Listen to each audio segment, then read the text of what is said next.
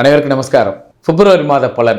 இந்த பலன் next generation TV நேயர்களுக்கும் வாடிக்கையாளர்களுக்கும் ஒரு சீர சிறப்புமாக இருக்கும் என்பதை தெரிவித்துக்கொண்டு உங்கள் கேதுவின் காதலன் காயத்ரி சங்கர் பேசுகிறேன். இந்த சிம்ம ராசிக்கு ஒரு சோதனையான காலம், அதுவும் இளம் பருவத்திற்கும் இளமைக்கும் அதற்கு எதிர்பருவமான முதுமைக்கும்.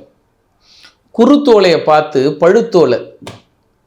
பழுத்தோலையை பார்த்து இந்த குருத்து ஓலை, இருவருமே ஏற்றத்தாழ்வு, சிரித்து கொள்வார்கள்.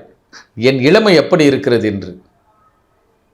நானும் இளமையாக இருந்தேன், நீயும் என் முதுமைக்கு வருவாய் என்று பழுத்த ஓலை சொல்லும். இருவருமே ஏற்றத்தாழ்வுகள். பிப்ரவரி மாதம் வந்தாலுமே ஏற்றத்தாழ்வு. பட்ஜெட் பத்தலை, பேலன்ஸ் பண்ண முடியல, குடும்பம் நடத்த முடியல, நிர்வாகத்தை நடத்த முடியல, ஒரு தவிர்ப்பு, என்னடா ஒரு சலிப்பு, வாழ்க்கையின் மீது ஒரு சலிப்பு. ஏன்னா கூட்டாளிகளும் கூட்டு தொழில்களும் சமுதாயத்திலும் ஊரில் இருக்கக்கூடிய நல்லது கெட்டது சொந்த பந்தத்தில் மீது ஒரு வெறுப்பு. சிம்மம் கொஞ்சம் பொறுப்பாக இருந்து அதை சிறப்பாக சிந்தித்து இருந்தால் இந்த மாதத்தை கடந்து விடலாம். ஏன்னா சிம்மத்திற்கு தடுமாற்றமான மாதம், தடுமாற்றமான காலம் இந்த காலம். கொஞ்சம் நிர்வாகத்திலையும் குடும்பத்திலையும் அல்லது உங்களுடைய பொறுப்பிலும் நிதானம். பிறரால் வசைப்படுத்தப்படுவீர்கள், பிறரால் வசைப்பாடப்படுவீர்கள். பிறரால் இன்சொல் என்பது கிடையவே கிடையாது. கல்லு மனசு, இதை எப்படி சொல்லலாம். இன்றைய காலகட்டத்தில் இஎம்ஐ கட்டலாம் என்ன கேள்வி கேட்பாங்க.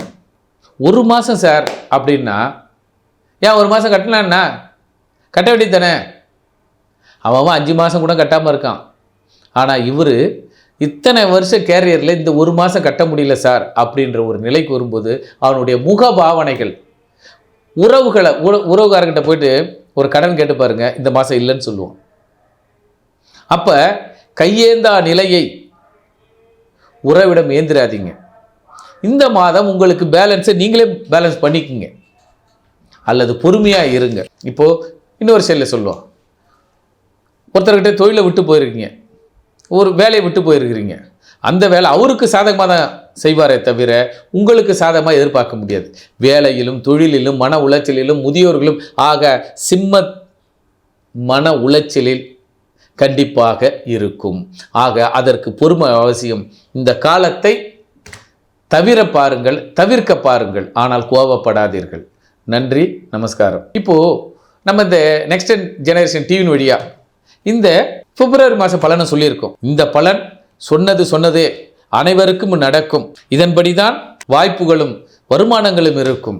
அதில் சிலருக்கு உதாரணம், ஒரு சர்வெண்ட்டுக்கு எவ்வளோ கிடைக்கும், ஒரு மேனேஜருக்கு எவ்வளோ கிடைக்கும், ஒரு சூப்பர்வைசர் எவ்வளோ கிடைக்கும். அவரவர்கள் தகுதிக்கு ஏற்றாற் போல வருமானங்கள் பெருகும், வருமானங்கள் குறையும். அதனால் மேனேஜர் 1 லட்ச ரூபா சம்பளம் வாங்குறாரு, ஜோசியத்தில் சொல்லிட்டாரு, நமக்கு எங்கடா 1 லட்ச ரூபா சம்பளம்னு கேட்டக்கூடாது. அவர்கள் திறமைக்கு ஏற்ற மாதிரி ஏற்றங்களும் இறக்கங்களும் இருந்து கொண்டு இருக்கும்.